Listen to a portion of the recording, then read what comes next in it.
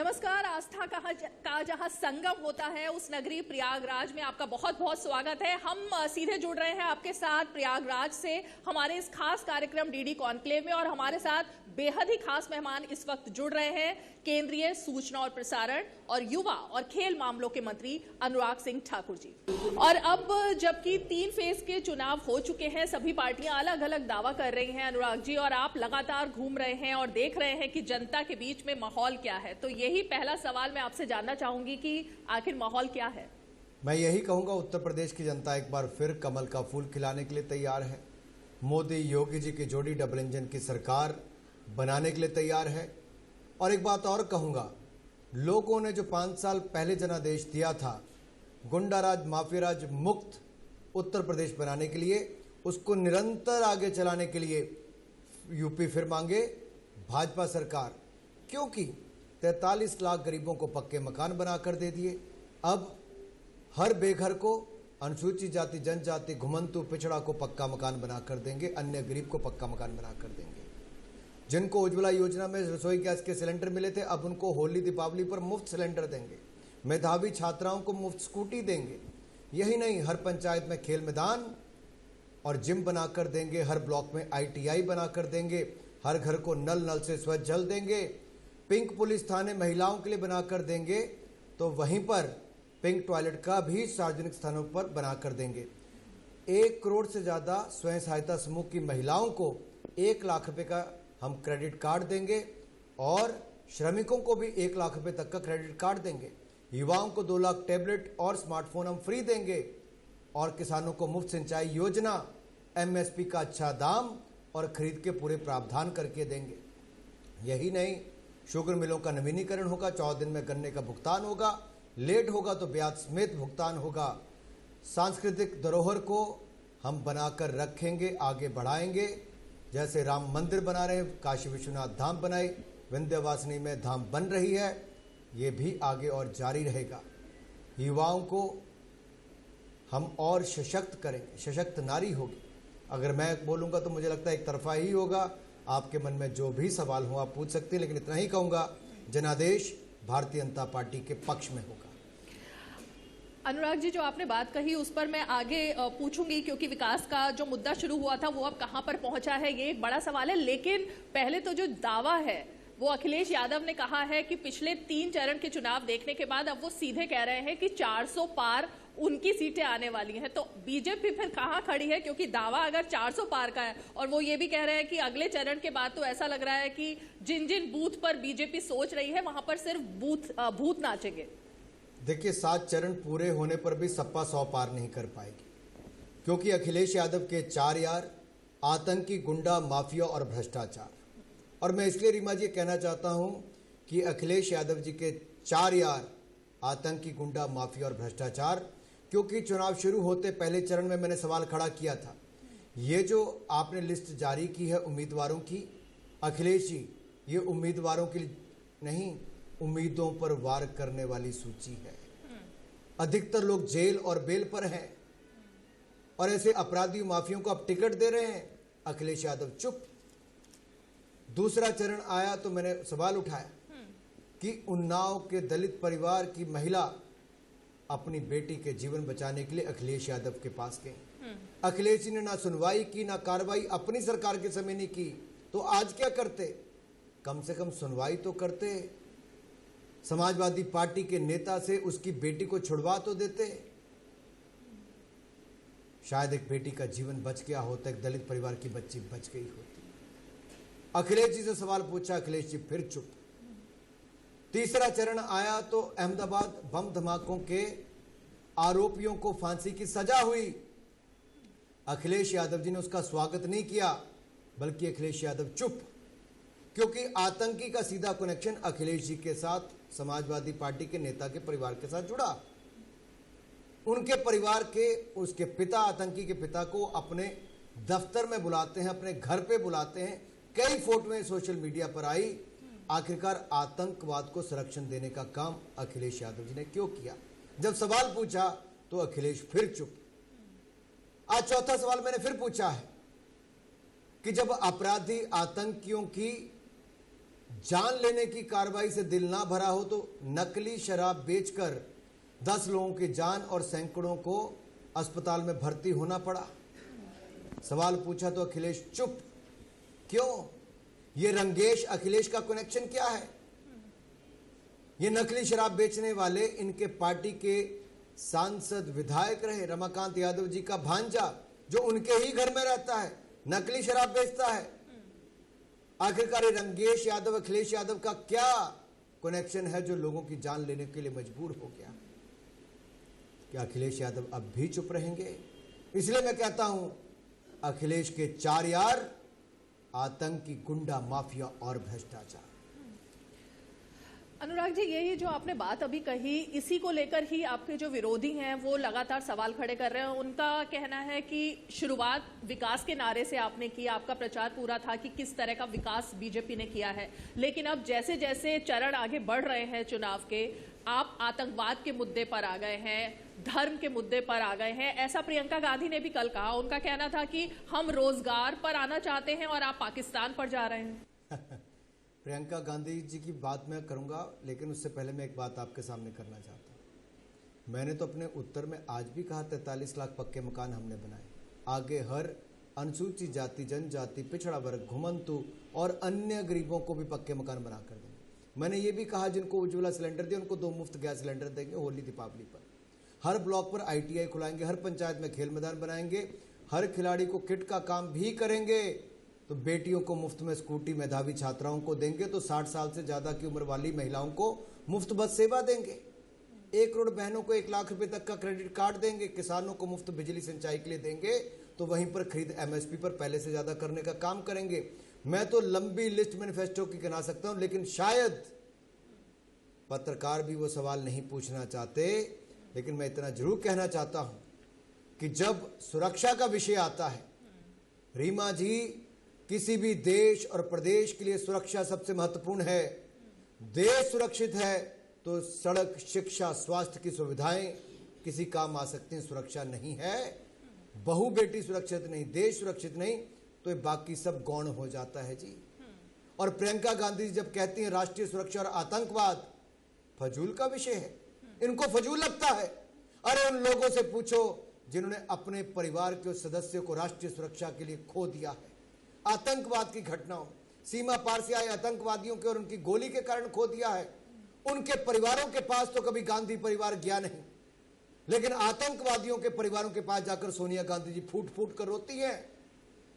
बाटला house कांड के शहीद इंस्पेक्टर मोहन चंद शर्मा, इनके परिवार के पास सोनिया गांधी जी, राहुल गांधी जी, प्रियंका गांधी जी नहीं गए, लेकिन उन आतंकवादियों के परिवार के पास जाकर फूट फूट कर।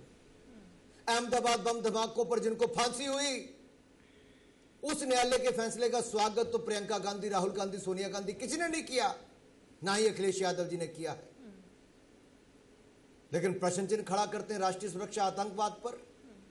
यह अपने आप में प्रश्न चिन्ह खड़ा करता है इनकी सोच पर, इनकी तुष्टिकरण की राजनीति पर, कि आखिरकार ये लोग चाहते क्या हैं।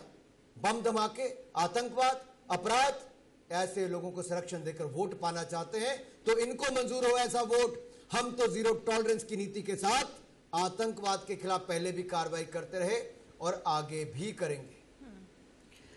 अनुराग जी, इसी से जुड़ा हुआ ये सवाल है कि आपने अभी आपका एक बयान आया था जिसमें आपने कहा था कि ये सभी जानते हैं कि आज का औरंगजेब कौन है। इशारा किस तरफ था? लोग ये जानना चाह रहे हैं, क्योंकि आपने संकेतों में बताया, लेकिन हम जानना चाहते हैं कि इशारा आपका किस तरफ था। उत्तर प्रदेश के लोग बहुत समझदार हैं, जिन्होंने बहुत पहले कांग्रेस को यहाँ से चलता फिरता किया था, उसके बाद बसपा को जाने का रास्ता दिखाया, अब सपा को जाने का रास्ता दिखाया। लेकिन जो सपा का नेता बहुत बड़ी बड़ी बातें करते थे कि मैं नॉमिनेशन करूंगा फिर वोट डालने आऊंगा, उनको याद आ गए, नेताजी को बुलाना पड़ा। लेकिन अगर पिता को 5 साल याद किया होता, सेवा की होती, तो पिता पुत्र का नाम ना भूलता। बहुत बड़ा संदेश मुलायम जी दे गए हैं और अखिलेश जी करहल की सीट हार रहे हैं। और मैं तो ये कहना चाहता हूँ, ये घबराहट, बौखलाहट जो अखिलेश जी की है, ये अपने आप में बहुत कुछ संकेत देती है जी। और मैं तो कल बांदा में था, बुंदेलखंड में था, मैंने वहाँ पर भी कहा कि राजा छत्रसाल ने एक ऐसी भूमिका निभाई थी, 56 सालों तक झंडा ऊंचा करके रखा औरंगजेब के खिलाफ। लेकिन ये औरंगजेबी सोच वाले लोग आजकल इतिहास भी खराब पढ़ाते रहे और ऐसी सोच को आगे बढ़ाते हैं, तो हिंदुस्तान की जनता औरंगजेब को कभी नहीं चाहती, ना ही वैसी सोच वालों को चाहते।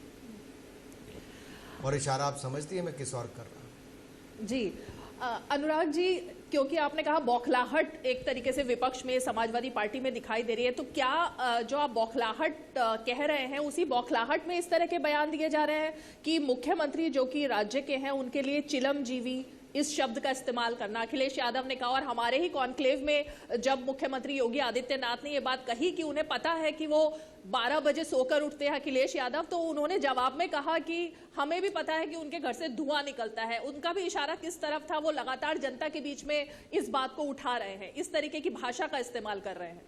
देखिए, अखिलेश यादव जी से आप ज्यादा अपेक्षा नहीं कर सकते।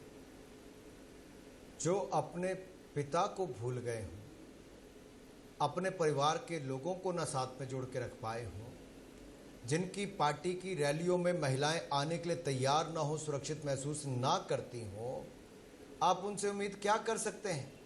जो अपने चचा को मुख्यमंत्री की कुर्सी तो छोड़िए, बस में भी कुर्सी देने के लिए तैयार ना हो, उनकी सोच क्या है आप भली भांति समझ सकती हैं।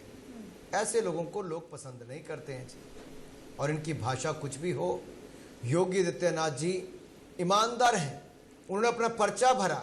आप उनके सामने देखिए उनकी संपत्ति कितनी और अखिलेश यादव जी के ऊपर आय से अधिक संपत्ति के मुकदमे दर्ज हैं, भ्रष्टाचार के दर्ज हैं, टोंटी चुराने का मतलब तो आप सीधे तौर पर समझते हो कि मैं क्या कह रहा हूं।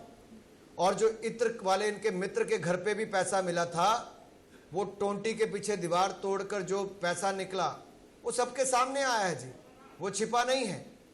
और टोंटी चुराने वाले रोटी नहीं दे सकते। आपदा के समय वैक्सीन भी और रोटी देने का काम भी मोदी जी और योगी जी ने किया है।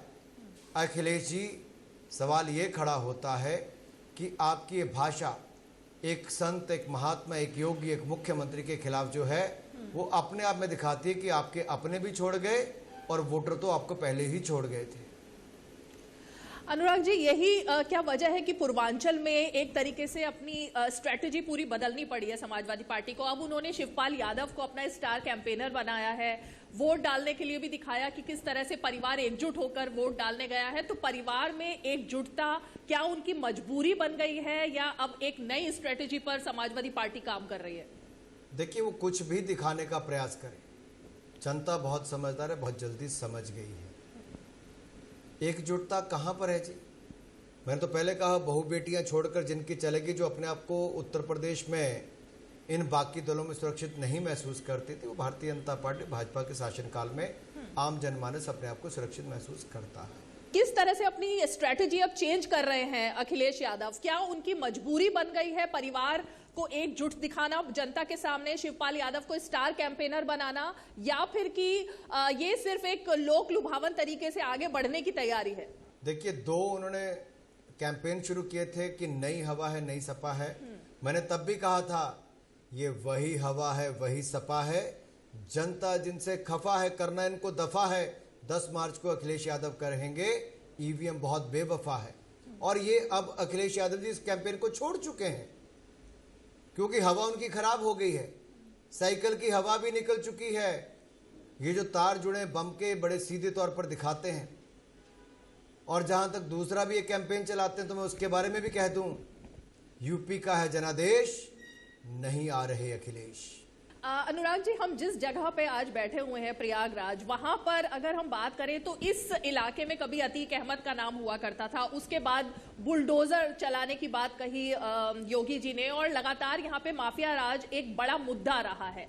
इस चुनाव में अगर हम बात करें और बसपा की अगर हम बात करें तो कल बहन जी ने जब यहाँ पर रैली की है तो उनकी रैली में काफी भीड़ दिखाई दी, और उनका मानना है कि सोशल इंजीनियरिंग का जो वो एक नारा देती रही हैं वो उन्होंने अपनी रैली में करके दिखाया। अभी तक माना जा रहा था कि सपा और बीजेपी के बीच मुकाबला चल रहा है, अब आपको लग रहा है कि बसपा भी मैदान में आ गई है, त्रिकोणीय मुकाबला होगा कम से कम पूर्वांचल के इस पूरे एरिया में? देखिए, आज ये अलग-अलग लड़ रहे हैं, लेकिन जब पहले इकट्ठे भी लड़े, महागठबंधन भी इन लोगों ने किया, तब भी कुछ नहीं बिगाड़ पाए, क्योंकि जनता मोदी जी, योगी जी को देखना चाहती है। ईमानदार नेताओं को 5 बार के सांसद योगी जी के ऊपर कोई 5 पैसे का आरोप नहीं लगा पाया। 21 साल के राजनीतिक जीवन में मुख्यमंत्री से प्रधानमंत्री तक के पद तक प्रधानमंत्री मोदी जी के ऊपर कोई 1 पैसे का आरोप नहीं लगा पाया। राष्ट्रीय सुरक्षा और विकास को लेकर इनकी छवि जो बनी है उसका कोई मेल नहीं कर पाया है और ना ही आगे कर पाएगा। ये जो भी आ जाएं, बसपा आए, सपा आए, कांग्रेस आई, ये आई और गई का काम है इनका। ये कभी होगा नहीं, ये कुछ नहीं कर पाएंगे जी, क्योंकि जनता ने मन बना लिया है, भाजपा को ही लाना है, डबल इंजन की सरकार को बनाना है। क्या आपको लगता है कि माफिया राज खत्म करने का जो बीजेपी का एक नारा था, या कहें कि सपना उन्होंने देखा था, वो पूरी तरह से खत्म हो चुका है और आने वाले जो चरण अब दिखाई दे रहे हैं उनमें ये एक बड़ा मुद्दा साबित होगा? देखिए, गुंडाराज, माफिया राज के खिलाफ हमारा प्रहार पहले भी ताकत के साथ चला, आगे भी चलेगा, क्योंकि गुंडाराज, माफिया राज मुक्त उत्तर प्रदेश, ये हमारा 2017 में भी संकल्प था। 5 साल कार्रवाई की, अब और दृढ़ता के साथ इन अपराधी माफियों के खिलाफ कार्रवाई होगी। इस कार्रवाई के कारण ही महिलाओं को सुरक्षा, सम्मान और अधिकार मिले हैं। इस कार्रवाई के कारण ही उत्तर प्रदेश में 4 लाख करोड़ का निवेश आया है। इस कार्रवाई के कारण ही 3 करोड़ रोजगार, स्वरोजगार के अवसर मिले। इस कार्रवाई के कारण ही 5 एक्सप्रेसवे, 5 अंतर्राष्ट्रीय एयरपोर्ट, 21,000 किलोमीटर सड़कें, 43 लाख पक्के मकान और 59 मेडिकल कॉलेज और बाकी सुविधाएं बनकर तैयार हुई है, क्योंकि अपराधियों से छुट्टी मिलने का काम हुआ। जो अतीक अहमद, मुख्तार अंसारी, नाहिद हसन जैसे लोग हैं, आज या जेल में है या उत्तर प्रदेश से बाहर है, और आगे भी ये जारी रहेगा। उसके बावजूद अनुराग जी, अगर हम लिस्ट देखें, एडीआर की जो रिपोर्ट आई है कल ही, उसमें जो आंकड़े आए हैं वो बड़े चौंकाने वाले हैं। एक तरफ पार्टियों का दावा यह है कि मुक्ति मिल चुकी है इन सब चीजों से, लेकिन अगर हम समाजवादी पार्टी के उम्मीदवारों की लिस्ट पर जाएं तो 5वें चरण के 59 उम्मीदवारों में से 42 ऐसे हैं जिनके ऊपर आपराधिक मुकदमे हैं। आपको लगता है कि अभी भी उन्हीं सब चीजों की तरफ ही चुनाव जाता हुआ दिख रहा है, क्योंकि जो उम्मीदवार मैदान में हैं उन पर अगर दागी उम्मीदवार हैं वो या आपराधिक मुकदमे हैं, तो जनता किन्हें चुनेगी आखिर? देखिए, आखिरकार जनता को ही सही कैंडिडेट चुनना है, अपना प्रतिनिधि चुनना है, और मुझे पूर्ण विश्वास है जनता अखिलेश के अपराधियों को कभी नहीं चुनेगी। जनता विकास करने वाली भारतीय जनता पार्टी के कमल के बटन को दबाकर ही मोदी जी, योगी जी की सरकार बनाएगी, जिन्होंने 2 बार मुफ्त में राशन भी दिया है, जिन्होंने मुफ्त वैक्सीन भी लगाई है, जिन्होंने बिजली का आधा बिल माफ किया, पूरा माफ करने वाले हैं, जिन्होंने 22 से 24 घंटे बिजली दिलाने का काम किया है, और जिन्होंने घर घर पानी पहुंचाने का संकल्प लिया है। अनुराग जी, एक सवाल मैं जरूर ये करना चाहूंगी, क्योंकि इसको लेके काफी विवाद खड़ा हो गया है और विपक्ष बहुत ज्यादा घेर रहा है इस मुद्दे पर बीजेपी को, इसलिए मुझे लगता है कि आपकी तरफ से जवाब आए तो बहुत ज्यादा जरूरी हो जाता है। प्रधानमंत्री का जो बयान आया रैली में, एक साइकिल पर उन्होंने जो बात कही थी, उसको लेकर समाजवादी पार्टी भी कटाक्ष कर रही है। प्रियंका गांधी ने भी उस पर बयान दिया, कह रहे हैं कि देश का अपमान, राष्ट्र का अपमान किया है। इस तरह का बयान देकर बीजेपी क्या मानती है, किस तरह से उस बयान को देखा जाए? मैंने पहले भी कहा, मैंने 4 सवाल खड़े किए थे, लेकिन हर सवाल पर अखिलेश यादव चुप, और प्रियंका गांधी जी तो राष्ट्रीय सुरक्षा और आतंकवाद को फिजूल कहती हैं। ये लोग कभी आतंकवाद और राष्ट्रीय सुरक्षा को महत्व देते ही नहीं थे, इसलिए यूपीए की सरकार में आतंक तूल पकड़ता था। लगभग हर राज्य में आतंकवादी घटनाएं होना एक आम सी बात यूपीए की सरकार के समय हो गई थी। 26/11 के हमले के बाद भी कोई कार्रवाई नहीं हुई थी। ये उस समय की मनमोहन सिंह जी और सोनिया गांधी जी की सरकार थी, लेकिन आतंकवादी भूल गए, पाकिस्तान भूल गया कि अब मोदी जी की सरकार आई, पुलवामा हुआ तो सर्जिकल स्ट्राइक करके आतंकवादियों को मारने का काम भी किया गया, वहां के आतंकवादी ठिकानों को खत्म करने का काम भी किया गया। और मैं आपको कहना चाहता हूं, ये चाहे जितना मर्जी तुष्टीकरण की राजनीति कर ले, ये जितनी मर्जी इनकी बोलती बंद हो जाए, लेकिन हम जीरो टॉलरेंस को ही आतंकवाद के खिलाफ लेकर चलेंगे। हम कभी राष्ट्रीय सुरक्षा के साथ समझौता नहीं कर सकते। भाजपा ने न कभी राष्ट्रीय सुरक्षा के साथ समझौता किया है, न करेगी। और आतंक को संरक्षण देने का काम अखिलेश जी और इनकी पार्टी करती है, तो उसके ऊपर भी कार्रवाई आगे भी होती रहेगी। अनुराग जी, चलते चलते मैं एक सवाल इस पर भी पूछूंगी कि हिजाब का मुद्दा, क्योंकि यहाँ पर आ ही चुका था। पूरे चुनाव में हमने देखा कि लगातार हिजाब को अलग अलग पार्टियों ने मुद्दा बनाया, उसके ऊपर रिएक्शंस आए। अगर आप मुझे परमिट करें तो मैं इसको इस तरह से फ्रेज करना चाहूंगी कि अगर एक लड़की भीड़ के बीच में अल्लाहू अकबर कहकर निकल जाती है, वहां पर सुरक्षित रहती है, लेकिन वो वीडियो वायरल किया जाता है, और अगर हर्ष कोई एक फेसबुक पोस्ट या सोशल मीडिया पर कोई पोस्ट लिख देता है किसी एक मुद्दे पर, तो उसका कत्ल हो जाता है। इस मुद्दे को आप किस तरह से देखते हैं? मैं इतना ही कहूंगा कि एक तुलना करके देखिए। अल्लाहू अकबर किसी ने हिंदुस्तान में कहा तो उसके ऊपर क्या हुआ, और पाकिस्तान में कोई जय श्री राम कहता तो क्या होता? ये सवाल मैं आपके बीच में छोड़कर जा रहा हूं, तो क्या होता आपको पता चल जाता। जहां तक हिजाब की बात है, आप समाज में कुछ भी पहनिए, जीन्स पहनिए, साड़ी पहनिए, सूट स्कर्ट पहनिए, हिजाब पहनिए, इस पे कोई किसी का विरोध नहीं करता है जी, खुली छूट है। और मैं एक बात आपको और याद करवा दूं, आप किसी भी धर्म को अपनाते हैं, ये भी आपको खुली छूट है। कहीं पूजा करते हुए उसकी भी छूट है, लेकिन शिक्षण संस्थानों में संविधान ने आपको ये अधिकार दे रखे हैं कि आप अपना यूनिफॉर्म तय करें, और वो हर व्यक्ति के लिए एक जैसी यूनिफॉर्म होती है। ये तुष्टीकरण की राजनीति यहां पर नहीं होनी चाहिए जी। हर चुनाव के समय ये संयोग नहीं हो सकता, ये प्रयोग होता है कुछ लोगों का, जो 370-35 को लेकर आते हैं, शाहीन बाग लेकर आते हैं, CAA लेकर आते हैं, राम जन्मभूमि को लेकर आते हैं, और ये लोग हिजाब को लेकर आते हैं, राफेल को लेकर आते हैं। लेकिन चुनाव खत्म हो जाए तो ये सारे मुद्दे इनके लिए गौण हो जाते हैं। इसके पीछे समझ आपको आ गया होगा कि ये संयोग नहीं, ये लोग प्रयोग करते हैं और तुष्टीकरण की राजनीति करते हैं। जनता ने इनका साथ देना छोड़ दिया है, क्योंकि इन लोगों ने गरीब के नाम पर वोट खाया, जाति के नाम पर वोट खाया। सत्ता में आए तो सपा बसपा कांग्रेस आई ने परिवार का ही पेट भरने का काम किया है। दूसरी ओर मोदी जी, योगी जी ने जाति धर्म से ऊपर उठकर गरीब का किया सम्मान, काम किए सिर्फ गरीब कल्याण और गरीब कल्याण। बहुत बहुत शुक्रिया अनुराग जी, आपने काफी जो बेबाकी से इन सब सवालों के उत्तर दिए, और खास करके आपने ये जो बात कही कि विकास का एक मुद्दा है जो इस वक्त भी बीजेपी के लिए सबसे अहम एजेंडे पर है, और तमाम जो मुद्दे हैं, तुष्टीकरण का मुद्दा हो या विपक्ष जिन तरीके से इस प्रचार को अब आगे बढ़ा रहा है, उस पर बीजेपी का क्या रिएक्शन है। बहुत बहुत शुक्रिया हमारे साथ जुड़ने के लिए।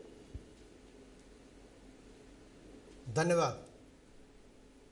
तो केंद्रीय सूचना और प्रसारण मंत्री अनुराग सिंह ठाकुर, जिन्होंने बताया कि इस चुनाव में किस तरह से तुष्टीकरण का जो मुद्दा है उसको डाइवर्ट करने की कोशिश की जा रही है विपक्ष की तरफ से, लेकिन विकास ही वो मुद्दा है जिसको लेकर बीजेपी और योगी आगे बढ़ रहे हैं। और इस आने वाले चरणों का जो चुनाव है उसमें भी बीजेपी ये बताना चाहेगी कि आखिर क्या क्या वो जनता के बीच में लेके जाना चाहती है। बहुत बहुत शुक्रिया।